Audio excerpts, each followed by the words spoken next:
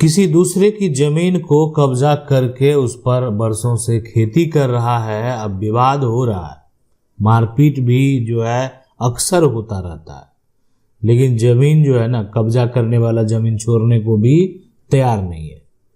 जमीन पर वो खेती करता है, जमीन मालिक जो है, अब जमीन मालिक अभी वर्तमान में वो भी कमजोर नहीं है, वो भी बहुत सारे लोगों के साथ आता है, रोकने का प्रयास करता है, और रोकने का प्रयास में अब वो एक तरह से या तो ये कह सकते हैं सफल हो ही नहीं पा रहा, यानी बार बार जो है वहां पर विवाद उत्पन्न होता है, मारपीट हो गया, और मारपीट हो गया तो आप समझ सकते हैं जिसको चोट पहुंचेगा, कोई भी हो। अगर मान लेते हैं जमीन मालिक ही जो है कब्जा करने वाले का जो है एक तरह से को चोट पहुंचाएंगे, तो कार्रवाई जमीन मालिक के ऊपर ही होगी, इसलिए कि आपको किसी को जो है ना मारने का अधिकार नहीं है, किसी को पीटने का अधिकार नहीं है।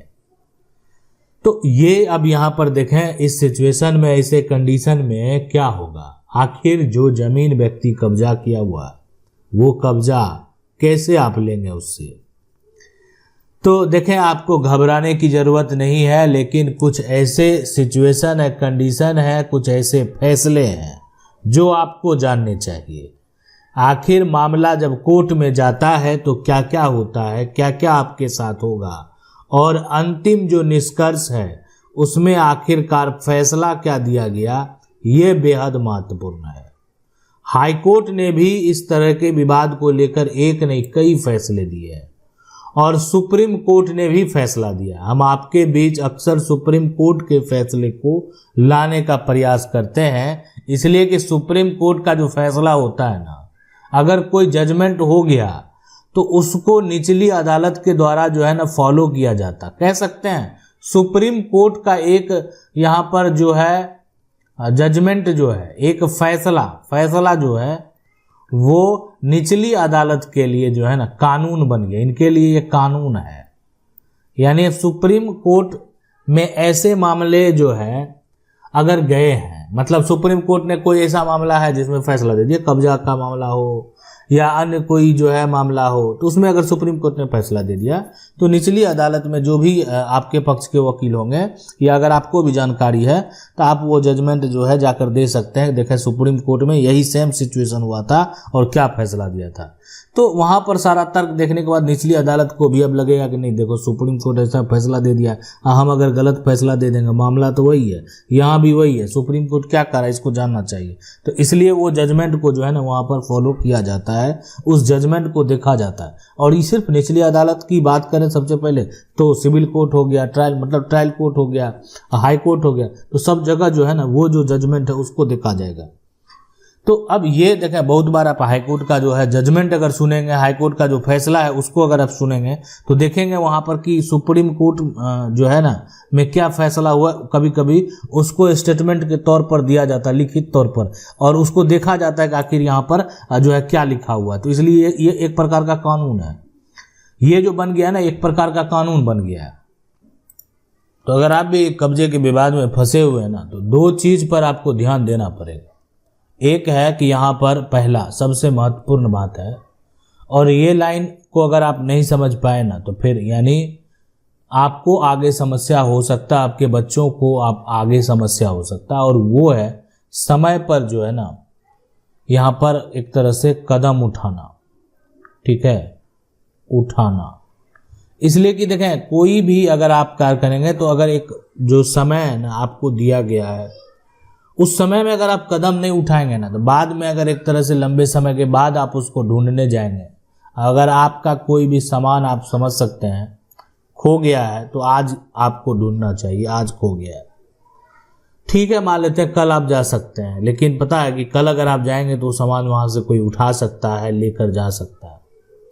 इसी प्रकार से अगर मान लेते हैं आपकी जमीन प्रॉपर्टी को कोई कब्जा कर लिया है तो हो सकता है कि वो आगे चल के उसका फर्जी कागजात बना दे, उसको बेच दे, बहुत तरह की बातें हो सकती है, या कुछ भी नहीं करे, वो अपना कब्जा बरकरार रखे तो भी यहाँ पर जो है जो एक तरह से है कि उनको अधिकार है, ठीक है। यानी अब एक तो हो गया कि समय पर कदम उठाना, नहीं उठाएंगे तो फिर क्या होगा कि यहाँ पर ये होगा कि जो एक तरह से अधिकार है अधिकार समाप्त हो सकता है, अधिकार जो है यहाँ पर समाप्त हो सकता है। अब ये हम नहीं कह रहे हैं, हमारा कानून कह रहा है, सुप्रीम कोर्ट के फैसले कह रहे हैं। आपकी प्रॉपर्टी को अगर कोई कब्जा कर लिया है तो आप एक तय समय सीमा के भीतर, यानी आप जो है एक तरह से एक्शन लें। नहीं अगर आप लेते हैं तो सुप्रीम कोर्ट का ही फैसला कहता है। हम सुप्रीम कोर्ट के जजमेंट की भी बात करेंगे। तो सुप्रीम कोर्ट का जो आदेश है, जजमेंट है, उसमें एक तरह से कहा गया कि देखें अगर कोई भी जो कब्जा है ना वो शांतिपूर्ण है, कोई भी कब्जा है यहाँ पर निरंतर है, तो उस केस में वो जो व्यक्ति है वो संपत्ति का मालिक बन सकता है। संपत्ति का मालिक जो है वो बन सकता है। यानी जो ये सिद्धांत है उस सिद्धांत को हम लोग क्या बोलते हैं? एडवर्स पोजेशन, है ना। इस सिद्धांत को बोलते हैं एडवर्स पोजेशन, जिसे कि एक तरह से जो हमारा सिस्टम है, जो लॉ है, उसको मान्यता भी देता है।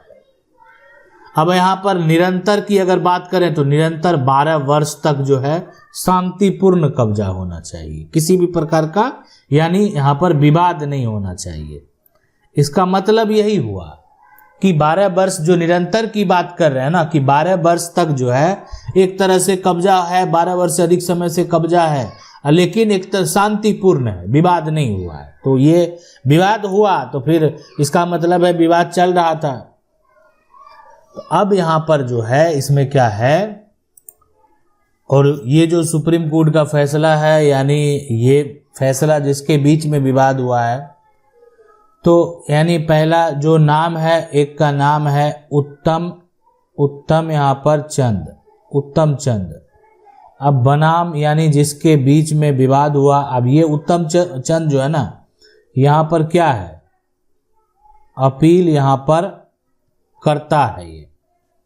अब बनाम यहाँ पर जो है नाथू राम, है ना, और ये है प्रतिवादी। अब देखें, आपको पता है ना कि अपील करता अगर उत्तम चंद बना होगा तो हाईकोर्ट का जो फैसला है, इससे पहले ये मामला जो था यानी वो हाईकोर्ट में, और वो था दिल्ली उच्च न्यायालय में, यानी दिल्ली उच्च न्यायालय का जो यहाँ पर एक तरह से फैसले के विरुद्ध जो है आगे अपील किया गया है। अब यहाँ पर देखें कि ये जो मामला सुप्रीम कोर्ट में गया, तो इसको लेकर सुप्रीम कोर्ट ने क्या निर्णय दिया। यहाँ पर केस नंबर की अगर बात करें तो इसका जो सिविल यहाँ पर अपील नंबर है वो है यहाँ पर 190 ऑफ 2020। तो ये जो जजमेंट है, इस जजमेंट को अगर आप चाहें तो इसको देख सकते हैं। लेकिन हम आपको बता दें, ये जो जजमेंट है, ये जो फैसला है यहाँ पर इस जजमेंट में, लेकिन हाईकोर्ट में क्या हुआ कि हाईकोर्ट में जो ये मामला था दिल्ली हाईकोर्ट में, तो ये ट्रायल कोर्ट के फैसले को जो है पलट दिया गया। यहाँ पर अगर बात करें सबसे पहले केस नंबर की तो विवाद तो यहीं पर इन्हीं के बीच में है, लेकिन केस नंबर यहाँ पर है 783 ऑफ यहाँ पर 2003। अब ये जो केस नंबर है आप जाकर देख सकते हैं कि जो ट्रायल कोर्ट का एक तरह से फैसला है उसको यहाँ पर क्या हो गया कि उसके फैसले को पलट दिया गया। ठीक है, अब यहाँ पर ये सारा प्रक्रिया देखें कि हाईकोर्ट का जो जजमेंट हुआ, लेकिन फाइनल जजमेंट जो हुआ वो सुप्रीम कोर्ट का हुआ। और आपको भी पता है कि जो फाइनल जजमेंट होगा वही मान्य होगा, यानी सुप्रीम कोर्ट ने जो फाइनल जजमेंट दे दिया वही मान्य होगा, और यहाँ पर वही हुआ। तो आखिर सर्वोच्च न्यायालय के अनुसार क्या हुआ ये जानना बेहद जरूरी है, इसलिए कि मान लेते हैं पहले क्या हुआ, लेकिन फाइनल डिसीजन क्या दिया गया। और फाइनल डिसीजन कल को अगर आपका भी विवाद इसी प्रकार का होगा, आप ये सुप्रीम कोर्ट का जजमेंट जो है प्रस्तुत कर सकते हैं, दे सकते हैं कि देखें इसी तरह का विवाद था, सुप्रीम कोर्ट ने क्या फैसला दिया। तो इसलिए हम बात करेंगे फाइनल जजमेंट को लेकर। तो देखें फाइनल जजमेंट यानी उत्तम चंद्र और ये नाथूराम जो प्रतिवादी हैं, इनके बीच में जो सुप्रीम कोर्ट है उनके अनुसार ये कहा गया कि देखें कोई भी जो कब्जा है ना, अगर कोई लॉन्ग टर्म है ना, लॉन्ग टर्म हो गया कि लंबे समय से, और वो कब्जा जो है यहाँ पर अस्थाई है ना, अस्थाई अगर कब्जा है मतलब लंबे समय से। अब ये जमीन है, अब इस जमीन पर कोई मकान बना लिया है और मकान ये 50 साल से है, ठीक है, लॉन्ग टर्म हो गया, अस्थाई हो गया, ठीक है। तो सुप्रीम कोर्ट का कहना है कि इसको प्रतिकूल कब्जा थोड़ी मानी जाएगा, पर इस जजमेंट में कब्जा के रूप में नहीं देखा जाए, है ना, के रूप में नहीं देखा जाए। अब एक तरह से कहने का मतलब कोई लंबे समय से रह रहा है, इसका कोई जरूरी नहीं कि यह प्रतिकूल कब्जा ही होगा, ठीक है। इसके अलावा जो है यानी नहीं तो साफ साफ कह दिया गया, सीमा अधिनियम की धारा 65 के तहत जो है ना लॉन्ग टर्म जो है, लॉन्ग टर्म कब्जे की बात है। तो ये इस जजमेंट में विवादित जो भूमि है ना उसमें 200 साल से कहना था कि घर बना हुआ, और बहुत सारे साक्ष्य भी जो है वो भी पेश किए गए, ठीक है। तो यहाँ पर ये जो जजमेंट है उत्तम चंद बनाम नाथूराम का, वो जजमेंट को आप जाकर देख सकते हैं। हम मान लेते हैं कोई जमीन, यहाँ पर क्या है, कब्जा करने वाले को भी कानूनी अधिकार प्राप्त है, लेकिन जो जमीन का असली मालिक है, जिसके पास जमीन का कागजात है, जिसके पास जमीन का लगान रसीद है, तो उसका कोई ऐसा नहीं कि वैल्यू नहीं, उसका कोई मतलब नहीं है। जिसके पास प्रॉपर्टी का टाइटल, आज तक वो सरकार को टैक्स दे रहा है, उसके पास प्रॉपर्टी का सेल डीड है, उसके पास प्रॉपर्टी का खतियान है, उससे प्रॉपर्टी का टाइटल साबित होता है, तो प्रॉपर्टी उसको मिलना चाहिए। आशा करते हैं वीडियो अच्छा लगा होगा। वीडियो को लाइक जरूर कर दें, चैनल को पहली बार देख रहे हैं सब्सक्राइब करके जो बेल आइकन है उसको जरूर दबा लें। मिलते हैं अगले वीडियो में, तब तक के लिए जय हिंद।